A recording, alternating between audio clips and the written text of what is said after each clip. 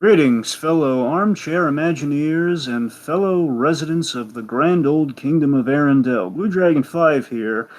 And boy, oh boy, folks, I don't know if you've heard, but we got a Frozen 2 trailer today. I know, shock and awe. It's as if they didn't put out a poster that also advertised it, as if it were to give us an opportunity to prepare for things for a change. Much appreciated. But we're here and we're going to break it down for you because we're all very excited. And joining me, as always, is Tiki. Hey, how you guys doing? Really excited about this one. Dragon, just to kind of get right into my thoughts on this, I don't necessarily think this is as strong of a trailer as the first trailer, just because we reuse some stuff. But having said that, I do like that we're still keeping things close to the vest. The tone of this still looks really unique, and I'm pretty stoked for it. And we definitely have a big money shot to end all money shots that I can't wait to break down. So, yeah, just generally speaking, they got me on board, Dragon. I am. This is definitely one of my most anticipated movies for the rest of the year, for sure. All right. So we have three things, folks. Of course, there's the poster, which essentially is this. Just you maybe see a little bit more trees, a little bit more leaves. I mean, it's pretty much this.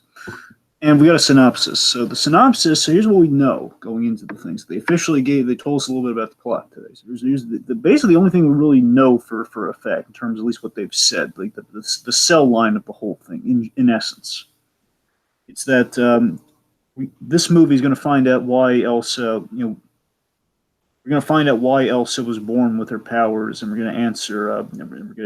And basically, the answer to that why is going to threaten all of Arendelle, and that's why Elsa and company they're going to try to go on an adventure to save the day. That's pretty much that's essentially as far as they've gotten for what Frozen 2 is going to be about. There's definitely going to be an Elsa focused sequel. Mm-hmm. So there's that, and then of course then we have the trailer before us here. So I mean, anything you want to read out here, or should we? Yeah, definitely. I'll shout out Donovan in the comments. He says this might be one of the most unique Disney movies I'll ever see. Donovan, I just have a word of warning, my friend. This movie definitely looks awesome, and I'm very much looking forward to it. But as someone who's been burned by that kind of hype and expectations before, keep your expectations in check, because that's a lofty goal, my friend. That's a lofty ambition. So I appreciate the hype, I appreciate the fandom, but I'm just saying, it just maybe temper that just a little bit, just so you're not disappointed if the trailer is the thing that's unique and not the movie itself.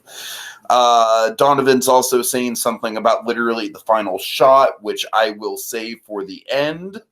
And then, let's see, he also says, I don't understand how animation can improve just like that in a snap, coming from a person that understands the bare bones of animation in general. I'm baffled. So Donovan really hyping up the jump in animation quality from the first one to the second one, which I definitely talked about when we got into that first Frozen trailer, the first Frozen 2 trailer. Of course, specifically, it's a shot so good they had to reuse it for this trailer, Dragon, the shot of like the giant wall of ice careening up the wave and being crashed down under the weight of the wave. Mm-hmm. To me, honestly, an instantly iconic piece of Disney iconography. Yeah. I mean, overall, the vibe I'm getting from this trailer. So, the first one was a teaser. Now we have like a legit trailer here. Now, the main vibe I'm getting from it is, we're really, we've dealt with the present. The first movie dealt with the present. Elsa kind of in the present dealing with her situation. She's kind of coming to grips with who she was. That was the first movie. And the second movie, based on all this, is now we're going to deal with the why. And when you find out the why, you're going to process, what does this say about you now that you know what your role in the grander sense of things are. I do have some theories, and we'll get into it. But on the whole, I mean, I'm really this so far all the marketing has not gone in the direction I thought it was, and that's not a bad thing. So they're going for something ambitious here. I mean, they're going way better than the marketing for the first movie. Oh, absolutely. The marketing for Frozen, I love Frozen, but their marketing campaign, again, again, it was a fine short, but not a fine representation of what that movie was. A like, fine hey, short. look, this snowman and this reindeer, they're going to become best buds. And I mean, yeah, in the franchise that does end up happening, but it's not like it's the main central focus of the story. Yeah, it's like, don't get me wrong. I mean, it's again, it's funny, but again, that wasn't quite what Frozen was all about. Anyway, so I guess all that said, I guess we should just kind of fire into it, right? Yeah, and Dragon, just because there's going to be a little bit of a lag on the video on my end, I'm going to need you to kind of describe what's going on screen. Right. Okay. So I guess starting things off, as Tiki mentioned, we kind of recap, we kind of reuse the kind of most spectacular part of the previous teaser, where we have Elsa, kind of like. Kind of reminds me of in The Incredibles 2 when they reused the most funny part of the trailer, the whole math is math, math is math. Yep. So, Elsa again, like kind of facing the symbolic storm, as it were, and kind of like putting her powers to the real test, and of course, you and I were you specifically were speculating kind of some more thematic crux, like she's doing this to kind of like quail the storm inside. But again, that still may be the case. But I think we're looking for answers and stuff what this movie's kind of about. I think what it is in the literal sense, and what we're doing here is again, she's really putting her powers to the test. So it might be a little bit of both there. Right now she's climbing up the wave. Oh my goodness, oh my lordy, look at that wave. Very treacherous, very dangerous. And of course, now here's what we didn't see in that original footage. So she's kind of flailing around the water there, and boom, water horse. Unicorn. Isn't it a unicorn or is it just a horse? It's just a horse, Steve. There's no horns. No, it's like there's an even rarer seahorse. But it has there's an even rarer seahorse, but that's the one with the unicorn horn, but that's not this one. No. Also, I actually got an inkling to what this thing might be, and I believe Donovan also. Oh my God! Quick, run! It's the freaking Lucifer from the Denver International Airport. It's the creepy horse statue, Dragon, the blue one with the demon eyes. Right. For all you deep cut conspiracy theorists out there who know about the Denver International Airport conspiracies. Okay, real quick though, I just visually want to highlight here. Look at the animation on this water horse. Really quick, Donovan points out the water horse is called the Nordic. Yes. That's the thing. The Nordic, from what I understand, is like a guardian spirit of the ocean. And Donovan, just to clarify, his hype wasn't necessarily for just the uniqueness of the movie. His hype was for he's saying from mythological standpoint, and I got to agree with him. Like they are definitely sort of running with this Dragon. To me, this feels like the movie that Brave always wanted to be. Yeah, this seems to be getting into the roots of kind of some Nordic stuff, Uh-huh. So speaking of which, so here's my big theory for all of this, Tiki. Based on the information about what this horse thing looks like, there was like a press release or something where they kind of like they spoke a little bit, just a smidge about what the horse thing was, basically saying it's kind of a spirit that, again, they gave the name and everything, which is what they revealed. So it's that's the thing. I'm broadly going to connect what I think they're doing here. I think I'm gonna throw out this theory. We'll see how much water, no pun intended, how much water it holds. I think the water spirit is connected to the enchanted land of the trailer, and I think that's why we have like a lot of these elemental things going on here. We have the water spirit, we have the fire spirit, we have the earth spirit, and I feel Elsa's the ice spirit. Well, yeah, I definitely think that the fire spirit is also a. My guess is that it would be Evan Rachel Wood's character. That's possible, but here's the thing. The one thing that we saw from her, and bear in mind, it was kind of like, might have been an editing kind of trick of the eyes in that first teaser, but the girl, who I believe is the Evan Rachel Wood character, she was like kind of like, she had wind. She's either a spirit of wind or fall, because I think she's somehow, here's the thing, I think the fall leaves are, this fall, sorry. I think the fall leaves are indicative of the enchanted land. I think that's kind of the symbol of the enchanted land. Like it's a land surrounded by the leaves. And I don't know if she's specifically like a spirit of the leaves or the wind or something that blows down the leaves. So I think I don't think she's fire. I think she's related to like the kind of the leaves or the plant life or something. I don't know.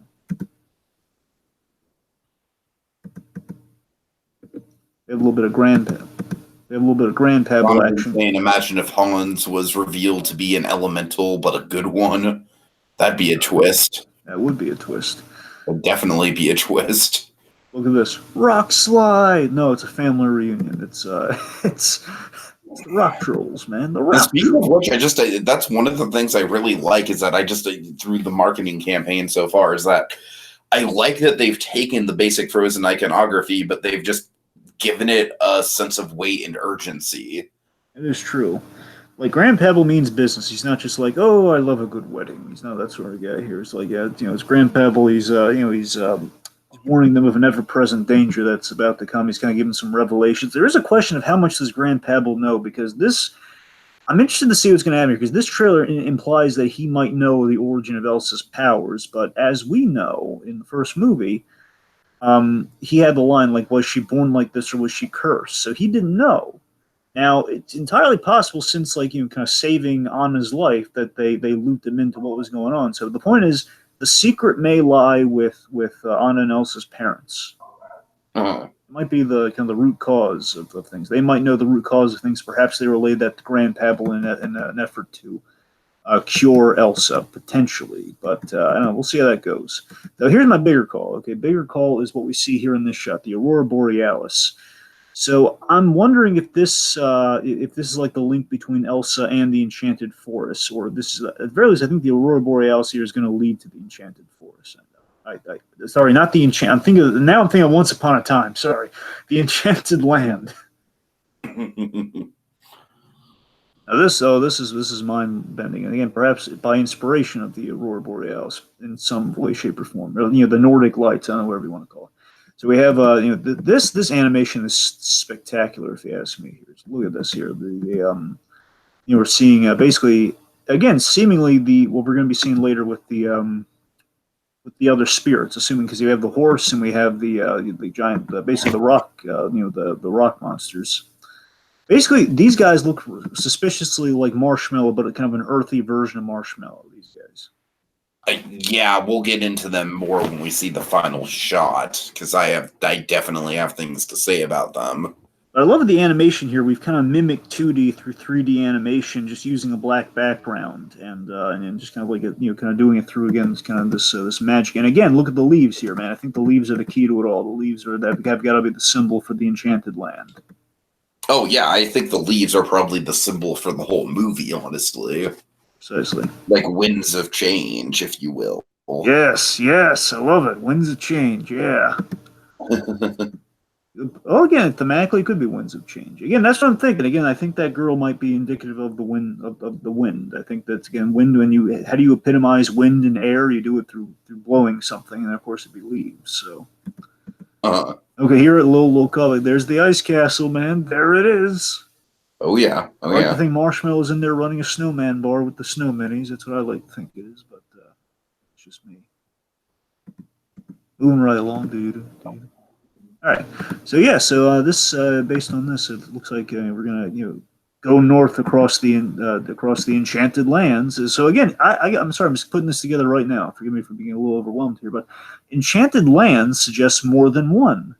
It's not Enchanted Land; it's lands. Completely forgot about that. Dragon, the analogy I've always used is Canada. They're going to a different country. Oh, all right. So it's not necessarily like one place, but it's a very big place. You know what I mean?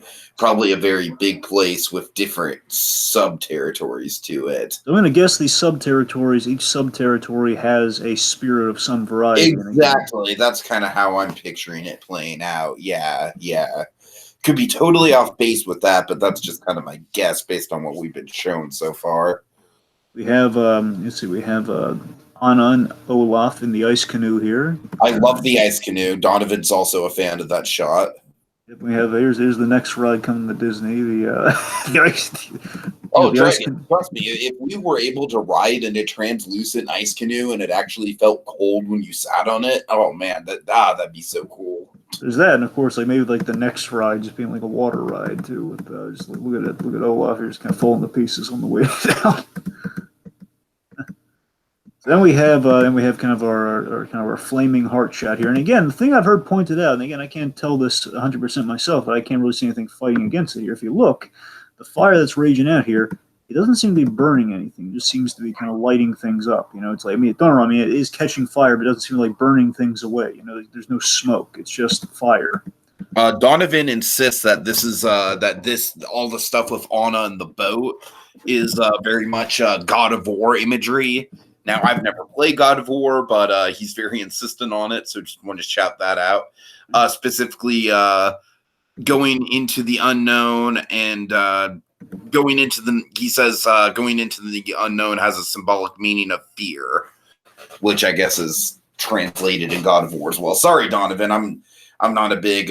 Basically, Nintendo's my baby when it comes to video game consoles. E3, hi E3. I'm sorry, Dragon E3, but that's need to get out of my system once. But Nintendo kicked ass.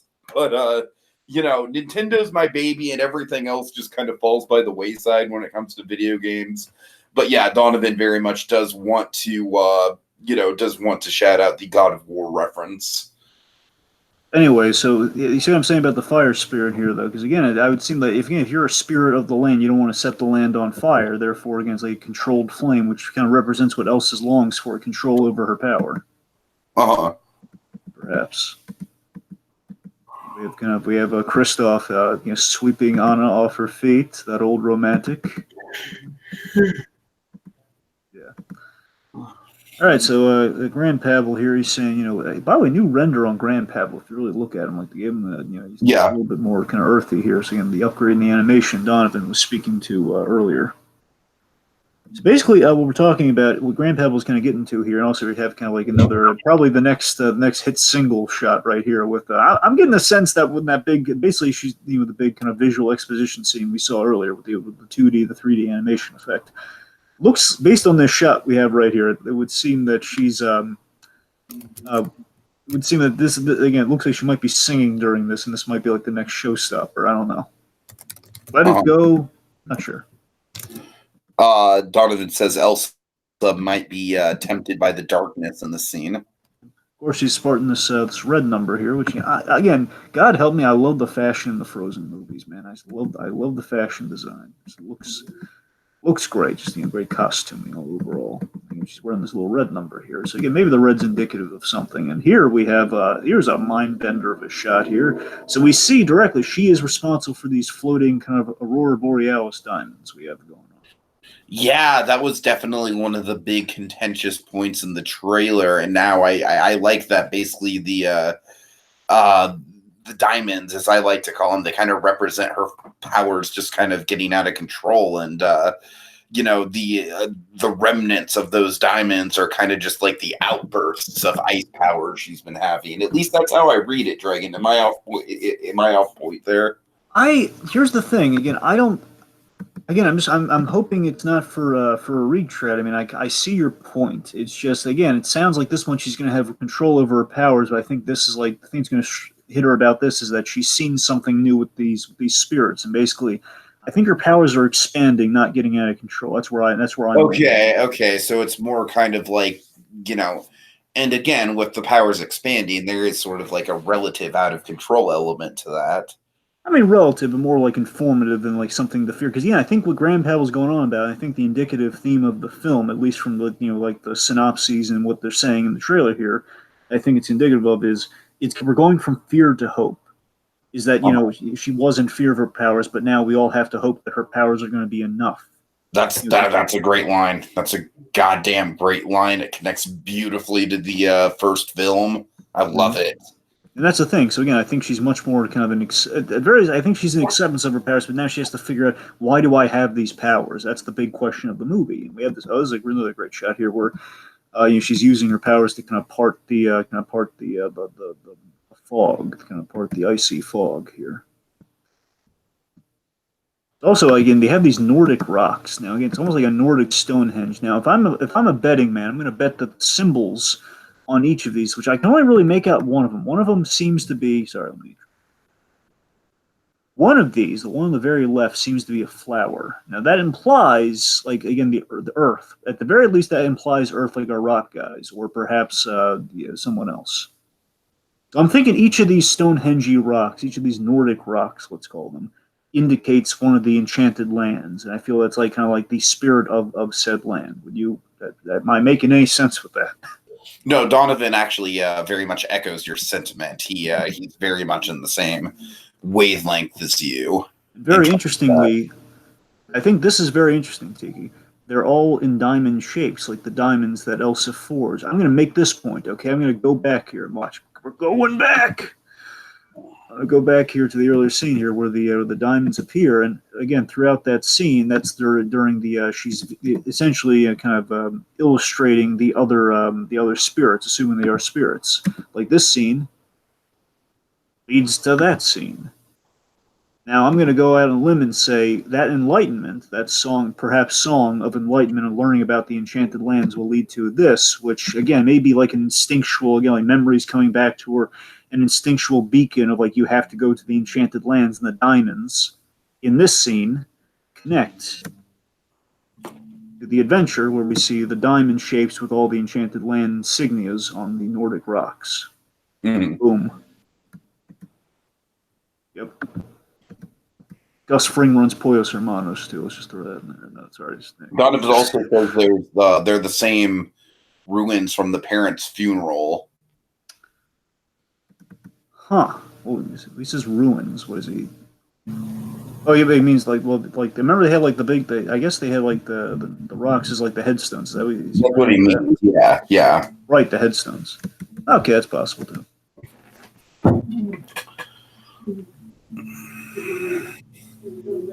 All right, let's see. So it's Kiana swearing that she's not going to let anything happen to her sister. A good sense of family there. And we see Elsa is in quite a great deal of again potential danger here. You have these giant marshmallow-looking Earth guys kind of roaming around. They're giant. Look at them. Dragon, I call them kaijus. Come on, they're not kaijus. Yeah, they're kind of kaiju. They're the closest thing that we've seen in Disney to kaiju. I mean, I get. Well, I mean, we actually in Big Hero 6. If you want to say on film, or do you want to say just period animation? No, on period. film. On film. Like, were there any kaijus in Big Hero 6, the movie? Well, not full size. No, just Fred dressed like a kaiju. But yeah. So there you go. Like this is like and I'm saying it in a very good way. I'm not just saying like, oh look, it's a giant monster. I'm saying it like the scale of it and the way that it's played up, kind of like the massive destructive quality of it.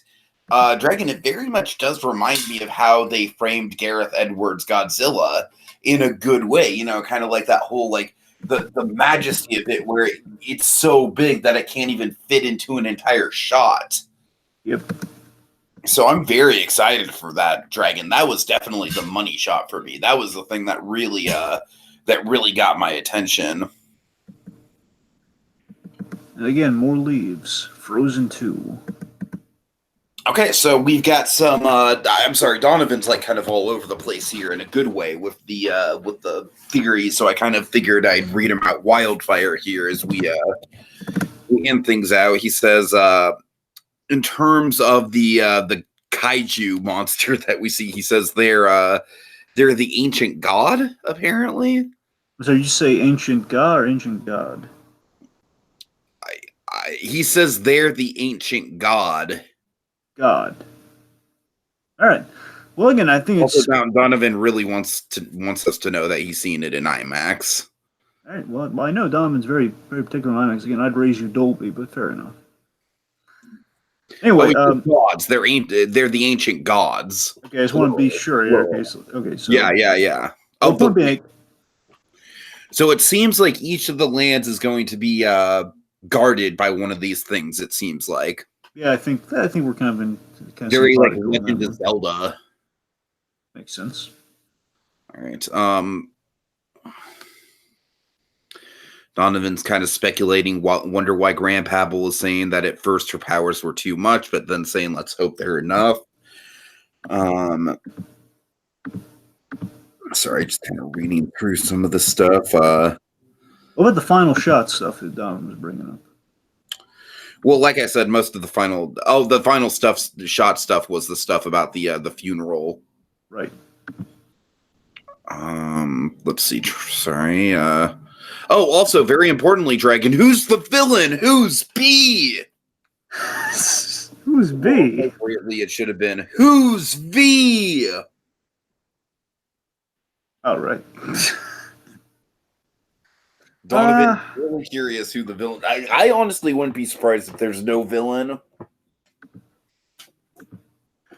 Especially given the backlash we got with Hans. I think if anything, it's going to be more of like an elemental villain. Like those rock god things are going to be more seen as like obstacles than full-blown like antagonist with motivation.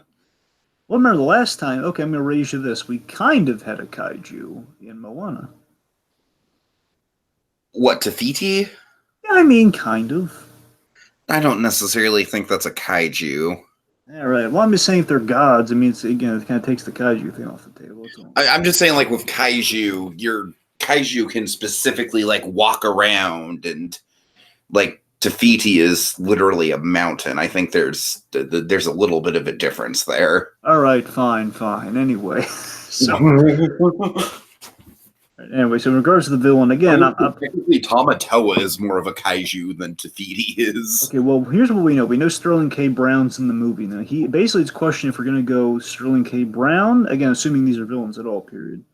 It could be a movie without villains, by all means. It could just be they're in an antagonistic view of Elsa's coming across these guys, and maybe they don't kind of take kindly to strangers. Wesselton finally gets his revenge.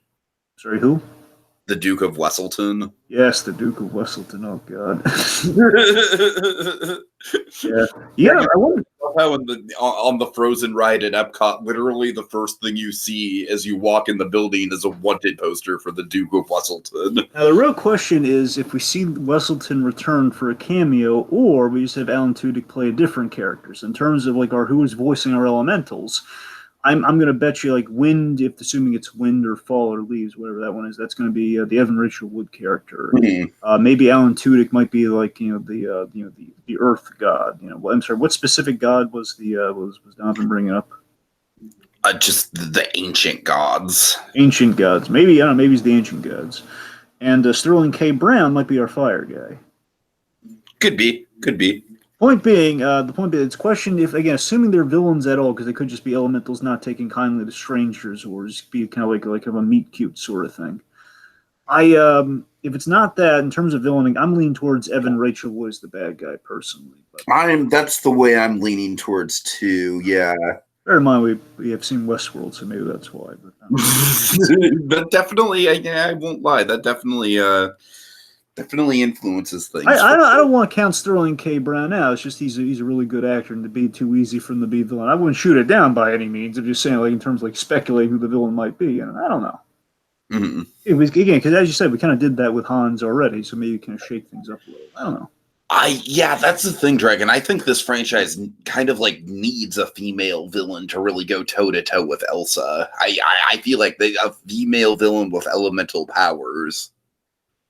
Yeah, I remember I've always pitched, and I do not think it's going to happen. I want to make that clear because remember I was always pitching for Frozen 2, and again it's going a very different path already than I always thought it was going to be. Given the fire in the trailer, this is the only reason I bring it up.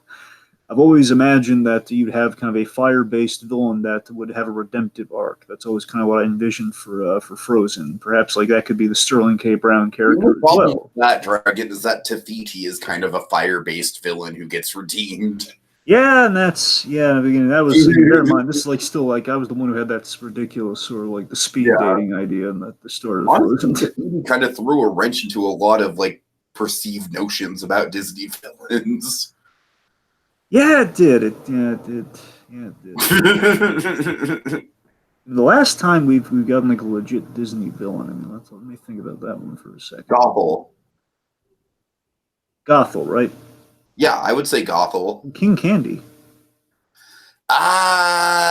He's a bad guy. He's a bad dude. Yeah, but King Candy is technically a twist villain. But Everybody's still with it, even as a monarchy. I know, but I'm saying Gothel is the last one that we've gotten where from the very beginning of the movie, it's like, okay, this woman's evil. We know why she's evil. We know how she's evil. And we know that she relishes in being evil. That's a classic Disney villain, Dragon.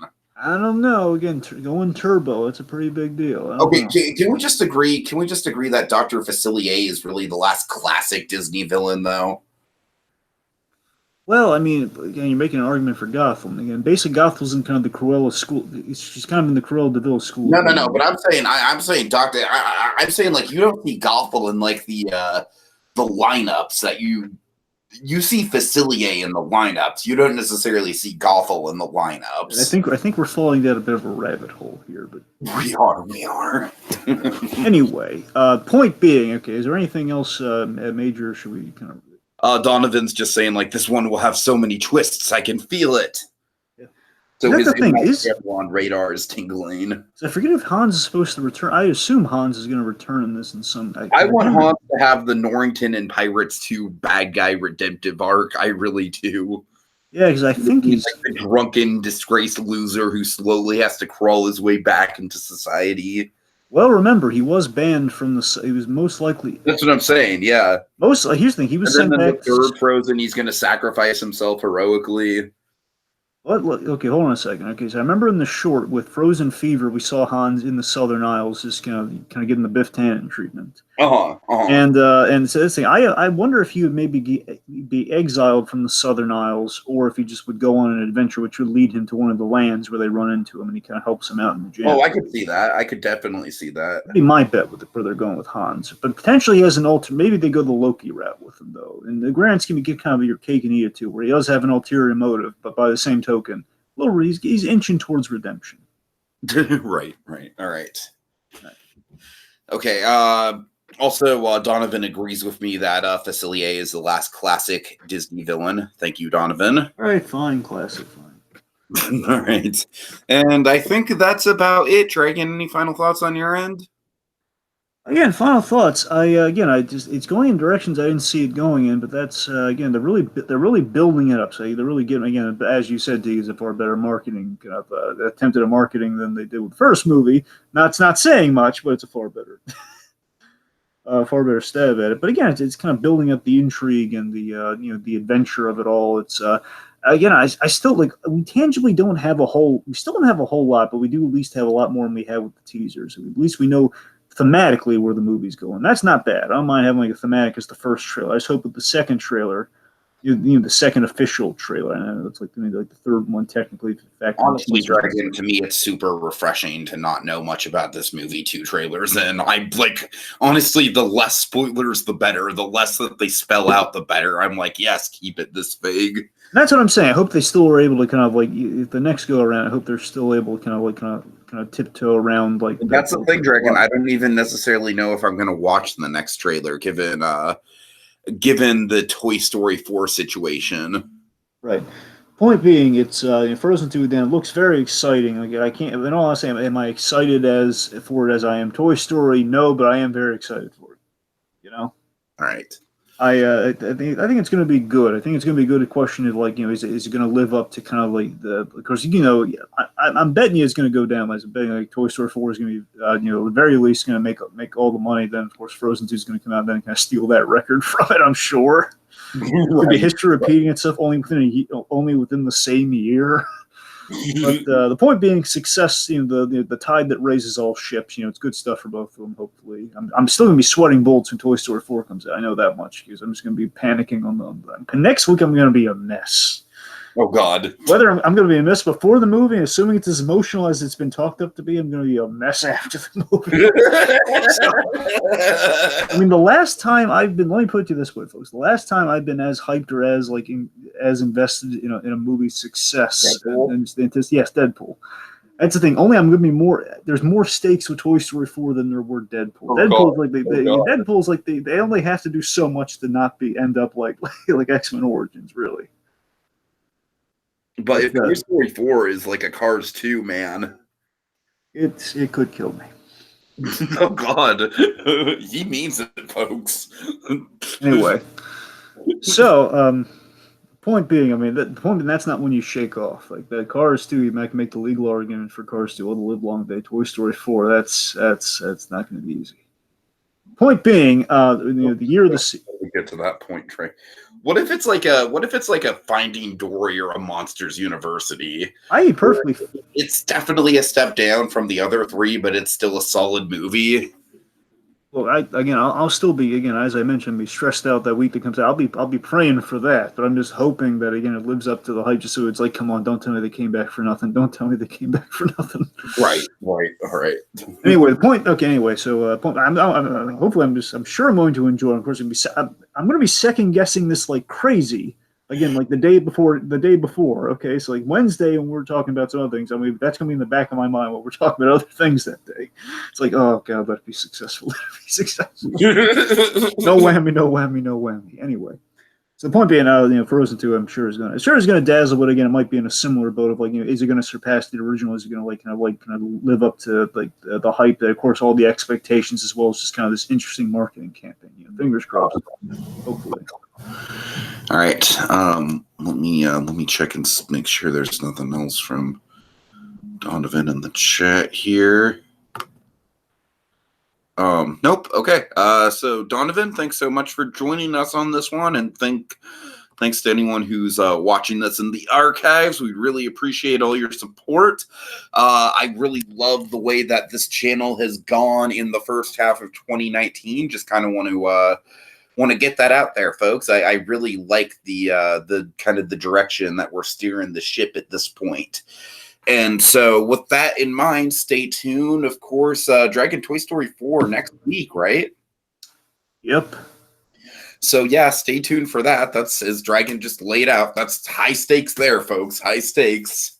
So in the meantime, yeah, see you guys later.